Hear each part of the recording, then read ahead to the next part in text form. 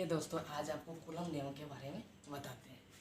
Coulomb नियम सन 1785 में France के एक वैज्ञानिक चार्ल्स अगस्टिन कूलम ने दो बिंदुवत आवेशों के बीच लगने वाले आकर्षण या प्रतिकर्षण बल के बारे में एक व्यंजक दी, जिसे कूलम का नियम कहते हैं। कूलम के नियम से निर्वात में स्थिर दो बिंदुवत आवेशों के बीच लगने वाले आकर्षण या प्रतिकर्षण बल उन दोनों बल के समानुपाती या उनके वर्ग के व्युत्क्रमानुपाती होता है। ठीक, कूलम का नियम से निर्वात में स्थिर दो बिंदुवत आवेशों के बीच में आकर्षण या प्रतिकर्षण बल उन दोनों आवेशों के गुणनफल के समानुपाती और उनके वर्ग के व्युत्क्रमानुपाती होता है। व्याख्यान: मान लिए कि दो बिंदुवत आवेश है Q1 और Q2।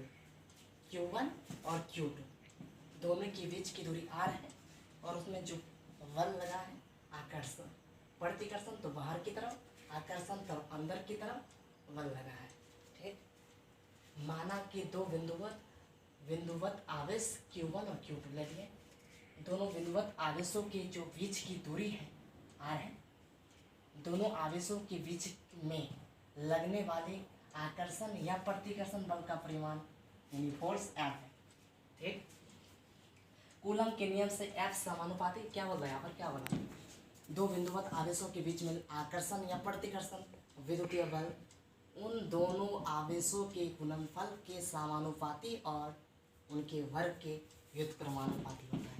उन दोनों आवेशों के गुणनफल के समानुपाती, उन दोनों जो आवेश हम माने हैं, आवेश जो माने हैं Q1 Q2, उनकी समानुपाती, बल के समानुपाती है और उनके वर्ग के व्युत्क्रमानुपाती, उनके वर्ग के व्युत्क्रमान, वर्ग को r माने और की दूरी को वर्ग के दूरी के व्युत्क्रमानुपाती F व्युत्क्रमानुपाती 1/r²।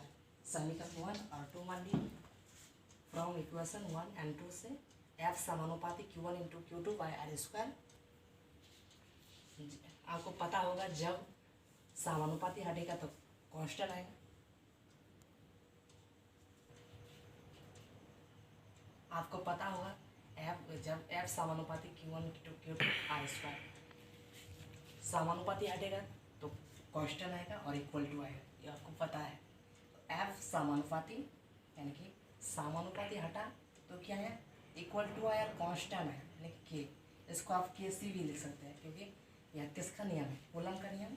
यहाँ पर C भी लगा सकते हैं। ठीक, लेकिन नहीं लगाने से भी कोई बात नहीं, आपको कोई दिक्कत नहीं होगा, नंबर नहीं घटेगा।